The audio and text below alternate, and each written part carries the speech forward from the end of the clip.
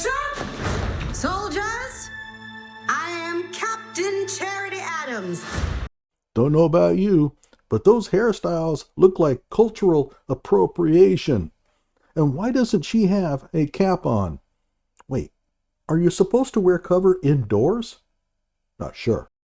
In my last video, I poked fun at Tyler Perry's historical movie about the all-black female 6888 battalion in World War II, who were tasked with sorting mail for our troops fighting in Europe.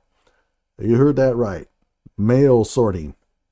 Not even mail delivering, which could have had a few exciting moments, but mail sorting.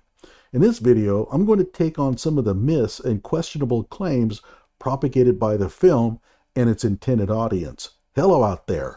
I am trying to get through. With cold, blunt analysis cradled in the warmth of reasoning, it's time for Johnny Walker Dread to straighten you out on a thing or two. Emanating all the way from exciting Las Vegas, Oklahoma, it's time for the Johnny Walker Dread Show. Okay, so let's get started. Number 1, some of the stories about how they managed to deliver inadequately marked letters are pretty hard to believe. Some even claim that they could identify the intended recipients by the perfume their girlfriends swabbed onto it. There were over 3 million troops serving in Europe at the time. I highly doubt that they could sniff a letter and say, "This is Eau de Bastogne, 1928. This must be Hank's girlfriend." Besides, the letters had been sitting in a warehouse for months. How long would the perfume fragrance hold up? Well, I'm not sure, but I have my doubts. Beyond that, think of the mayhem that you would cause if you got it wrong. Dear John, I've decided to elope with a conscientious objector. Imagine if the wrong John got that letter because a soldier in England got her perfumes mixed up. Number 2, the movie really plays up the role the 6888 played in victory. But the 6888 arrived in England in mid-February 1945 and couldn't have been operational until early March 1945. If you know your history, you'll realize that the time for them to play any role in victory had long passed. They began sorting mail, not delivering it, at about the same time that our troops breached the Siegfried Line, and only about 2 months before Hitler shot himself. By the time any soldiers got their mail, the war was effectively over. Most probably got their mail after it was officially over. As such, their war effort would have only lasted 3 months. All but 100 had been discharged by January 1946, which means that the vast majority of them served less than 1 year in the Army. Of course, none of them saw combat. Not the ladies' fault, of course. The Army needed them, and so they willingly signed up when they could have stayed home. All indications are that they got the mail out the door as soon as anyone could have reasonably expected them to. But they played no measurable role in our victory in Europe. Now imagine being a 10-year-old black girl watching the movie with her parents under the impression that this war movie shows her black female peers engaging in real heroism. And of course, you want to see these women in action. But an hour has passed and none of them have even fired a shot. Oh, there's a lot of heroism on the screen, but they're all white dudes. How could you not be disappointed? Along the same lines, the movie vastly overplays how important mail is to a soldier's ability to fight. Don't get me wrong, soldiers love hearing from home. Well, depending on what the letter says. But the greatest army of all, Alexander the Great's, didn't have mail service. Our army had already been fighting in Europe for over 8 months without receiving any mail, and were clearly on the offensive. It was not like they were pinned down on Omaha Beach, gripped with no will to fight when the mail truck drove up and gave our men the morale to brave the fire from the MG-42s and storm German pillboxes. Hey, Auntie M says that she and Uncle Joe are doing fine. Let's get 'em, boys. Number 4, the soldiers of the 6888 never had bombs dropped on them. The Germans had long quit bombing runs on England by the time they arrived. They were stationed in Birmingham, which is pretty far inland, way beyond the range of even the dreaded V-1 cruise missile. The women were about as safe from hostilities as one could be during a war. Indeed, out of the nearly 900 soldiers in the battalion, only 3 died. That brings us to number 5. The manner in which these 3 soldiers died has been historically prostituted beyond recognition. Let's watch. Got some good momentum going, and I'm not going to want to break it. I think we are over a UXB. You sure? What do we do? Y'all slowly get off the truck. 1, 2, 3. Ladies, Major Adams wants to see us. There's been an accident. So the army is not even gonna bury them? I was told no. I'm so sorry, ladies. Now I will get word back to the United States to ask for help, but in the meantime, we are taking up this collection because we will not allow our soldiers to be denied the dignity of a proper burial. So, are we led to believe that they were driving a truck along a city street and were warned by a Britisher to stop? Maybe he was wanting to warn them about unexploded ordnance. They ignore him because he's an old white dude and probably racist, and proceeded to move on and drive over an unexploded bomb that has barely made a dent in the ground. And how does the driver know it's a UXB? Dunno. I suppose they make a special sound when you drive over them. Whatever the case, it goes off, killing them. Why did it go off? I have no idea. The bomb has survived an airdrop, but them getting out of the truck gingerly sets it off? Okay. Of course, this didn't happen. In real life, the women in question were not in a truck, but rather a Jeep. While on leave, they were coming back from a party when the driver lost control. 2 died at the scene, and a 3rd died in the hospital later. The truth about their demises no doubt posed problems for Tyler Perry, who was hell-bent on making them victims of hostilities. I mean, a traffic accident while on leave after the war was over? That would not do. And if he showed them partying before the incident, that raises questions in the audience's mind that this was really a DUI. So he deliberately changed the timeline to make it appear that the war was still in full swing at the time of the accident. Check it out. We just lost 2 soldiers to a UXB who were highly trained, and I know because I trained them, and you wouldn't even give the orders for them to have a proper burial. Now, I know we are fighting a war, but our war starts with being Negro. We are fighting on every front. And of course, he inserted the unexploded bomb into the script to make them appear as war casualties. This is propaganda, and Perry's audiences have fallen for it hook, line, and sinker. It's a war movie, and we expect some dramatization of actual events. But this goes way too far. If Perry had portrayed them driving home at breakneck speed because of an emergency, this would have embellished their deaths. But at least most of the basic facts surrounding the accident would have remained. But an unexploded bomb? Why not just have them strafed by a German jet fighter if you're going to go that far? You could have had them shooting at the German pilot with their handguns, Patton style. Was the army cruel and not paying for the funeral? They were on leave during peacetime and were killed in a traffic accident. In 1945, I'm not sure the army paid for funerals in these type of cases. If any of you know, post it in the comments below. Number 6, the burden associated with the task placed in front of the ladies has been vastly overblown.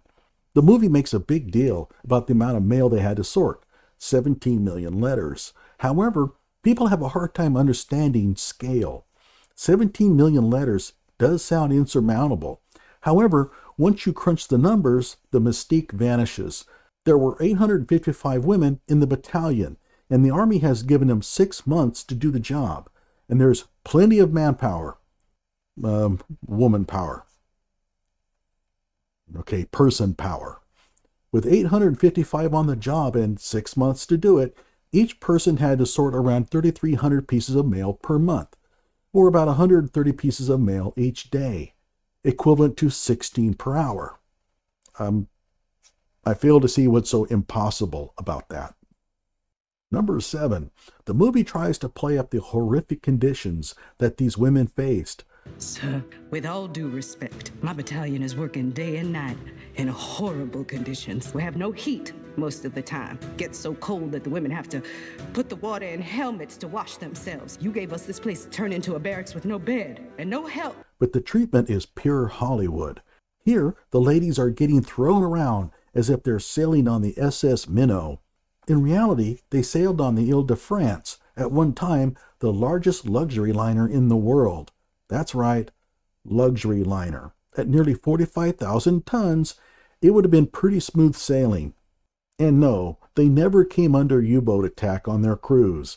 Some have commented on the callousness of the Navy in not assigning escort for the ship. Obviously, the Navy didn't care about the lives of these women because racism. Keep in mind, the Ile-de-France cruised at nearly 24 knots. Compare that to the typical Liberty ship that cruised at about half that speed. And the idea that the Navy didn't provide escort because these women were black is plain ludicrous. Does anyone think that they were the only ones on the ship? Their barracks were a converted school building, and rather swank if you ask me. There was no heating, but that was probably not unusual in England in 1945. Rats? Who cares? Keep them fed and they won't bother you at all. Or trap them. There is a scene where the battalion commander complains that it's so cold that her soldiers have to wear gloves while working. So what? If white wax were given much better conditions, then that would make for an interesting angle for the film to explore. I mean, why?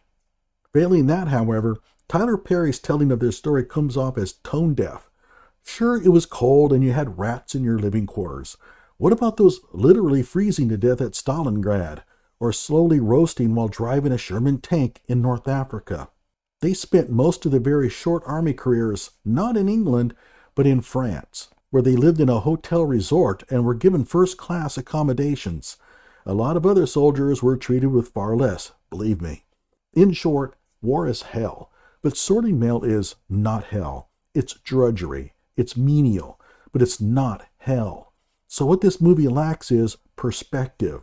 I think the average moviegoer doesn't understand the horrors of war, which Saving Private Ryan should have done a good job in revealing. If the 6888 was tasked with pulling burned corpses out of tanks instead of sorting mail, that would have made the grade. I don't know how you can do that job without coming down with serious PTSD, and the soldiers who did have never had their stories told. Number 8, the bigoted hostility that the company leaders faced from the Army brass also seems to be grandly exaggerated. Check this out. Stupid? No, sir. Why would you send this letter back after so much time? You must be stupid. All of you must be stupid. Can you read or write? Yes, sir, we can. I'm talking to this gal. I know, but as her commanding officer, it is my responsibility. Shut up, Adams! Can you hear me? Answer the question. Yes, sir! I can hear. I think most moviegoers would squirm at the histrionics depicted in this scene. I mean, really? All this over a letter that got returned? In fact, Tyler Perry found so little to complain about while researching for this movie that he even created a fictional character, General Halt, to deliver racist tirades in the most cartoonish manner possible. Check it out. I think I'm gonna have you relieved of your duties. And I'm gonna bring a white lieutenant in here to show you how to run this unit. The general that commanded the 6888, John C.H. Lee, was a progressive who argued for integrating the armed forces. In her memoirs, the real Charity Adams speaks highly of him, which must have driven Tyler Perry nuts. I could only find one instance of major friction between the 6888 leadership and Army brass, and that involved an unnamed general and the battalion chief, Charity Adams. This general tried to court-martial Adams for insubordination. However, in reading about this incident, there is little to indicate that it was racially motivated. Apparently, the general had come for a visit, and Adams didn't bother to wake up those ladies who had finished their shifts to fall out. Yeah, the ladies are tired, but this is a general. I'm not sure his complaints are so unreasonable, given that troops fighting overseas were woke from deep sleeps all the time.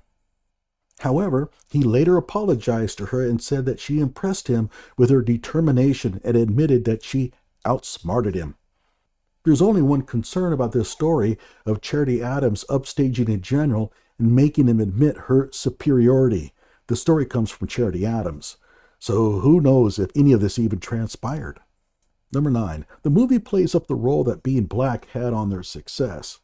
I get that the bigotry that these women faced, although grossly exaggerated, would have garnered a lot of attention by both Tyler Perry and Oprah Winfrey. But they couldn't just make a movie about the hardship these women faced, that people doubted and disrespected them, but they persevered. Rather, they had to go with the black supremacist angle, that the real reason for the Army's inability to sort the mail was due to not recognizing the superiority of the black race. You can see this in the exchange between Mary Bethune and General Halt. Mr. President, this assignment has proven to be a logistical nightmare.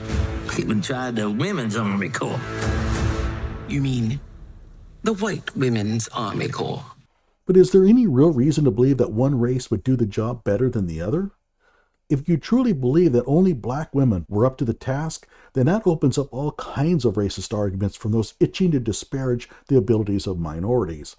Oprah should never have gone there. Is their story interesting? Yeah, I think so. I didn't know the battalion existed before I saw people making fun of it on Twitter. I think Mark Felton could make a good 10-minute video about their involvement. And I think it could be a miniseries. But again, the war would need to do a little more than serve as a setting, like how MASH used the field hospital for its setting.